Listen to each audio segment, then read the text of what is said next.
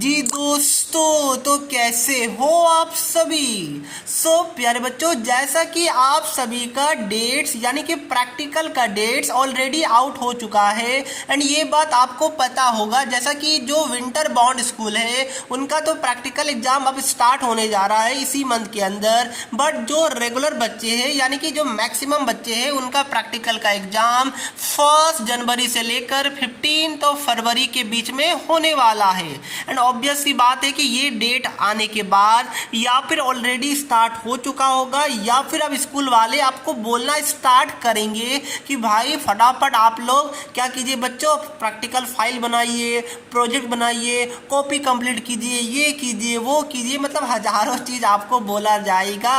तो यहाँ पर मैं आपको एक डार्क रियलिटी यानी कि एक अंदर की बात लेके आ चुका हूँ प्रैक्टिकल का, जो कि कोई भी आपके स्कूल के टीचर, प्रिंसिपल या फिर कोई भी आपको कहीं से भी ये सब बातें पता नहीं चलेगा, क्योंकि ये इंटरनल बातें हैं जो स्कूल के प्रिंसिपल्स एंड टीचर्स के बीच में रहता है, ना ही आप तक पहुंचाया जाता है। तो वो इंटरनल बातें क्या है मुझे इसलिए बताना है क्योंकि इससे आपका टाइम बचेगा, फालतू के आप लोग टाइम वेस्ट ना करेंगे। ओके, तो सीधा मैं चलता हूँ, वीडियो को स्टार्ट करता हूँ। बट ऐसे वीडियो के लिए काफ़ी एफर्ट लगता है, तो अपने दोस्तों को भी शेयर जरूर कीजिएगा एंड वीडियो को लाइक कीजिएगा ताकि वीडियो का रीच बढ़ सके एंड ये वीडियो काफ़ी बच्चों तक पहुंच सके। ओके, तो सबसे पहला प्यारे बच्चों आपका क्वेश्चन है कि सर हमें कितना मार्क्स प्रैक्टिकल के अंदर दिए जाते हैं। तो प्यारे बच्चों बस सीधा अगर मैं टू द पॉइंट बताऊं तो इसका सीधा आंसर है कि अगर आप प्राइवेट स्कूल के बच्चे हैं तो 90% से ज़्यादा बच्चे को या फिर अराउंड 90% बच्चे को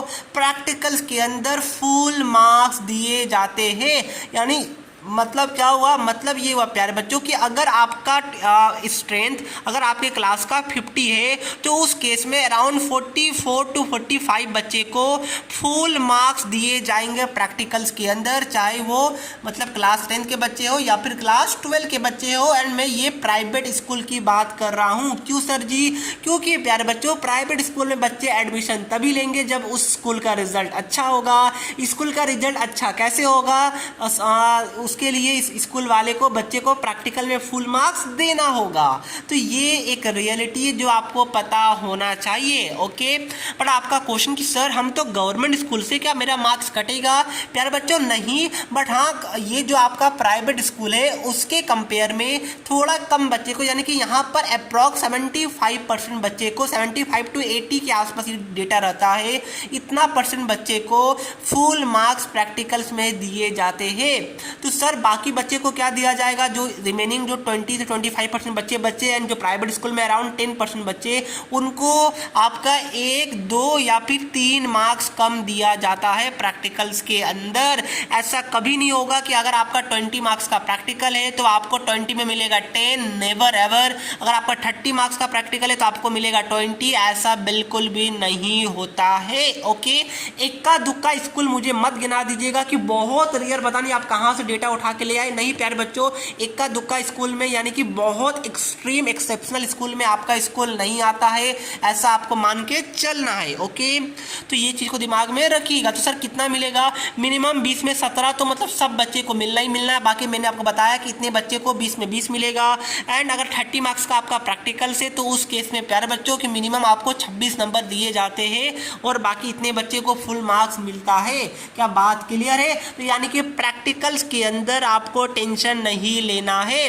तो अब आपका नेक्स्ट क्वेश्चन कि सर वाइवा का क्या अगर सपोज हमारे एक्सटर्नल टीचर आए या फिर हमारे सब्जेक्ट टीचर ही वाइवा लेना स्टार्ट किए, जो सबसे ज़्यादा बच्चे को डराता है कि सर वाइवा है, सर ने 2 क्वेश्चन पूछा, अगर मैं 2 में से 2 आंसर नहीं दे पाया तो क्या होगा?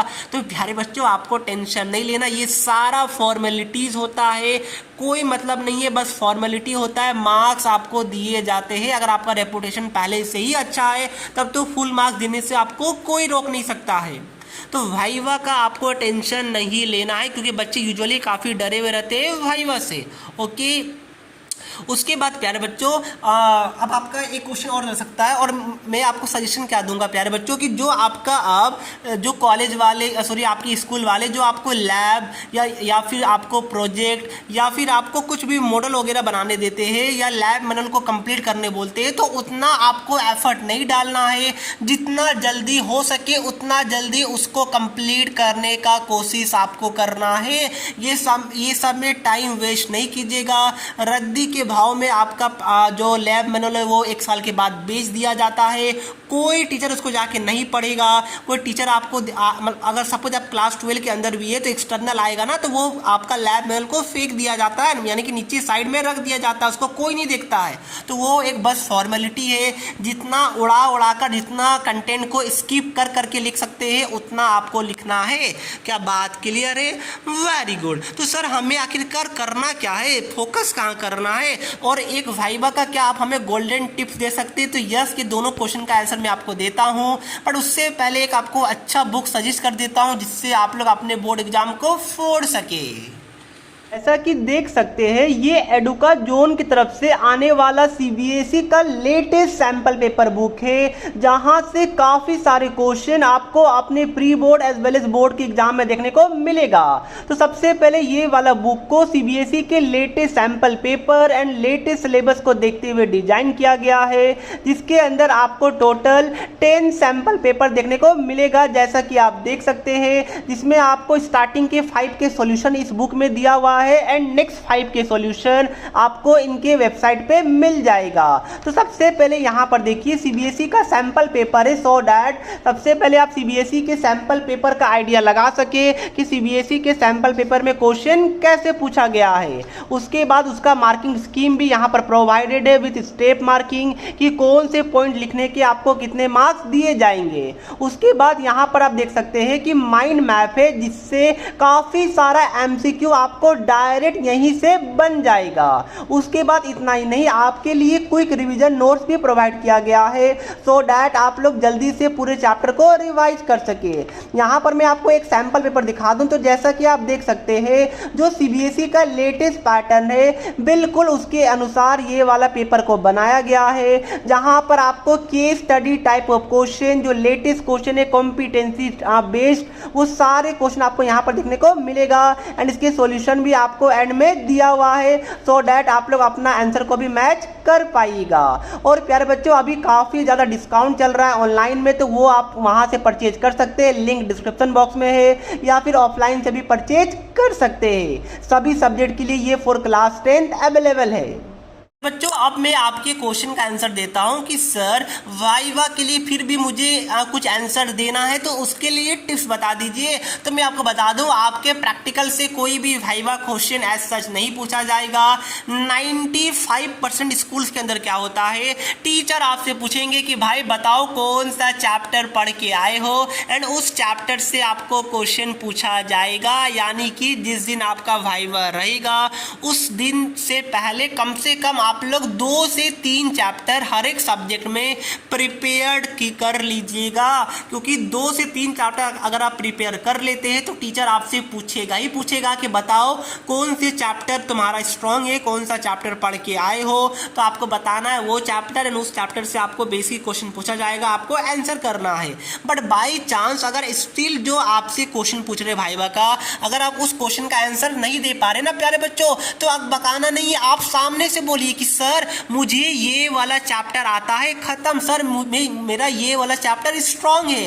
कभी भी चुप मत रहिएगा। सपोज अगर वाइवा के अंदर टीचर सामने से कुछ भी पूछता जा रहा है कोई भी चैप्टर से, जो चैप्टर आपको नहीं आता है, तो आप वहां पे चुप मत रहिए प्यारे बच्चों, बोलिए कि सर मुझे ये वाला चैप्टर नहीं आता है, मैं ये वाले चैप्टर में स्ट्रांग हूँ।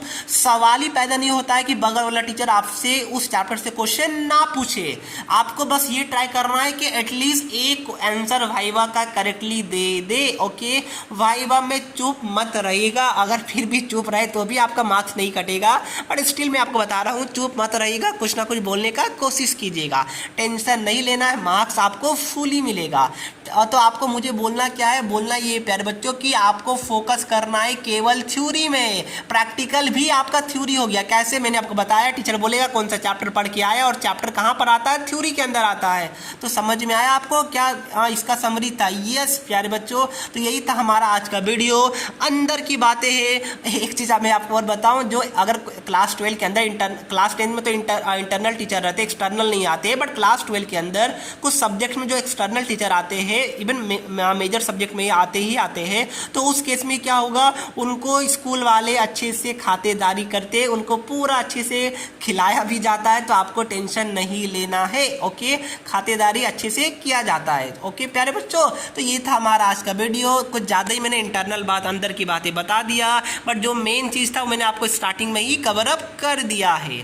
तो यही था हमारा आज का वीडियो अच्छा लगा तो वीडियो को लाइक कर दीजिए, चैनल पे नए आए तो सब्सक्राइब कर दीजिए। जय हिंद, जय भारत।